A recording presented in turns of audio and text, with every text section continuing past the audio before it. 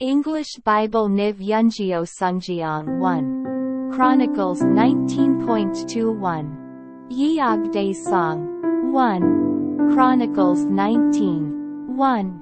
In the course of time, Nahash king of the Ammonites died, and his son succeeded him as king. 2.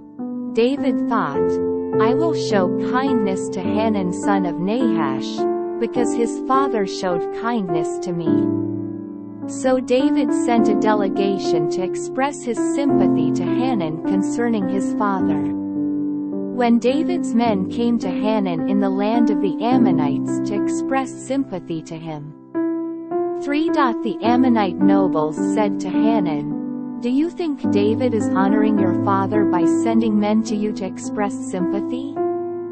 Haven't his men come to you to explore and spy out the country and overthrow it? 4. So Hanun seized David's men, shaved them, cut off their garments in the middle at the buttocks, and sent them away. 5. When someone came and told David about the men, he sent messengers to meet them, for they were greatly humiliated. The king said, Stay at Jericho till your beards have grown, and then come back. 6. When the Ammonites realized that they had become a stench in David's nostrils, Hanun and the Ammonites sent 1,000 talents of silver to hire chariots and charioteers from Aram Naharaim, Aram Makkah and Zobah. 7. They hired 32,000 chariots and charioteers, as well as the king of Makkah with his troops, who came and camped near Medeba, while the Ammonites were mustered from their towns and moved out for battle. 8.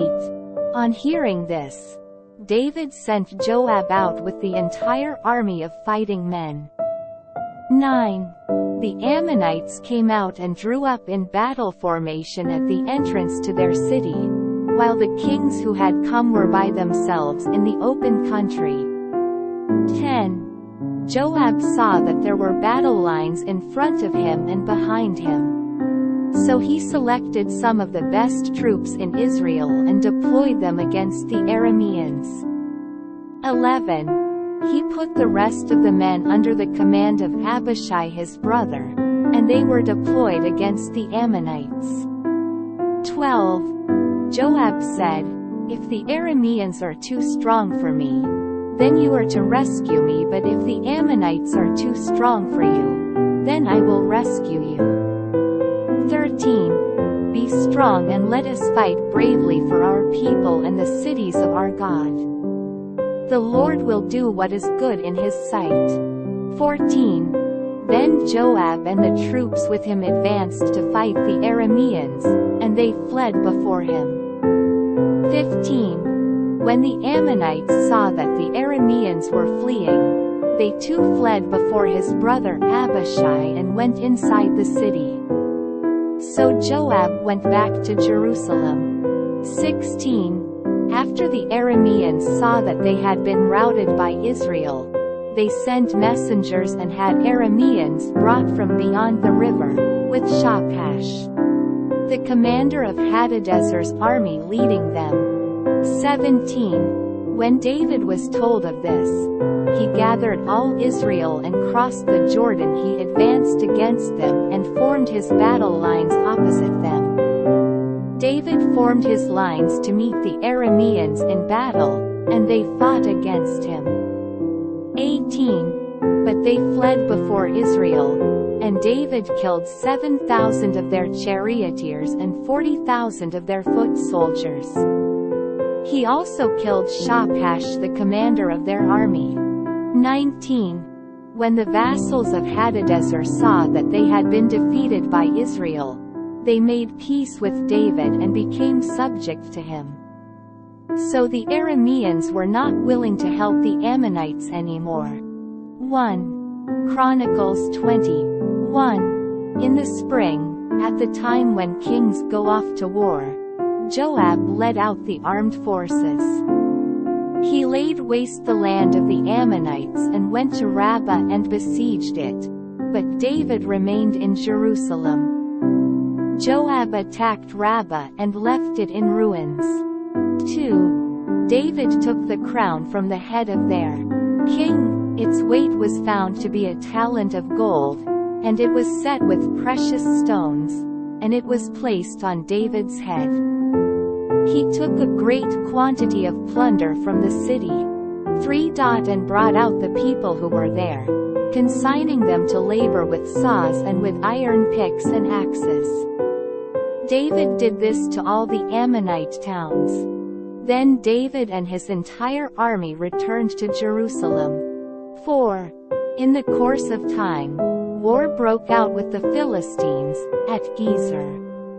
At that time Sibbecai the Hushathite killed Sippai, one of the descendants of the Rephet, and the Philistines were subjugated. 5.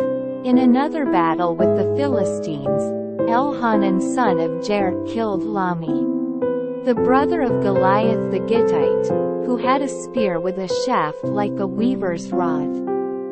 6.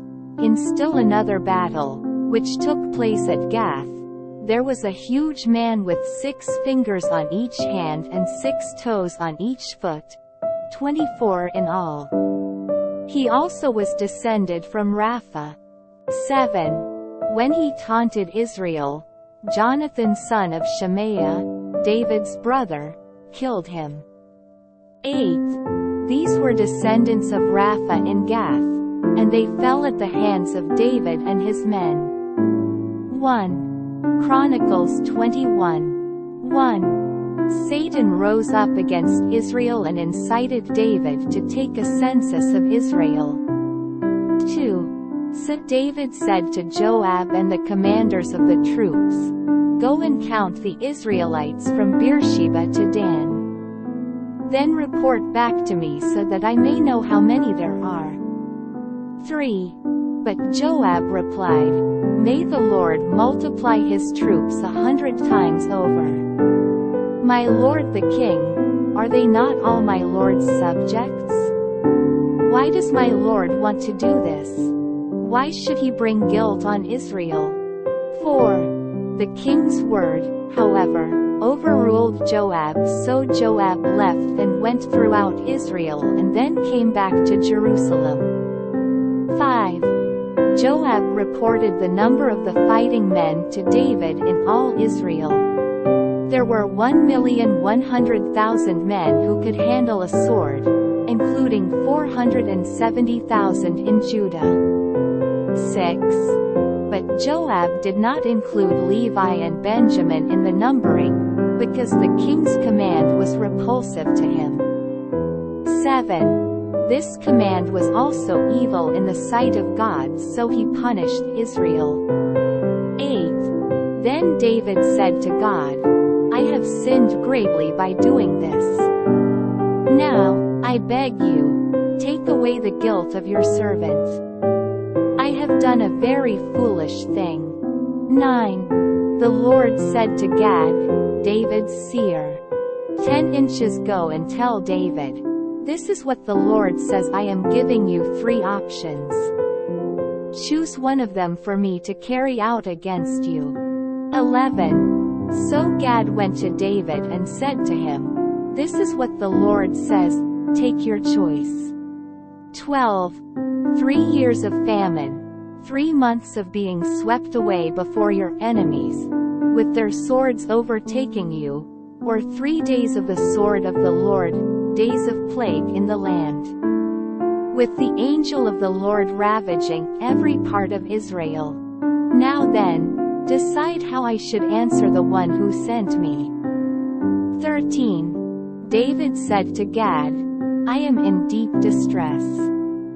Let me fall into the hands of the Lord, for his mercy is very great, but do not let me fall into the hands of men." 14.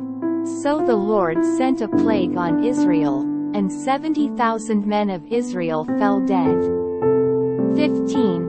And God sent an angel to destroy Jerusalem. But as the angel was doing so, the Lord saw it and was grieved because of the calamity and said to the angel, who was destroying the people, enough.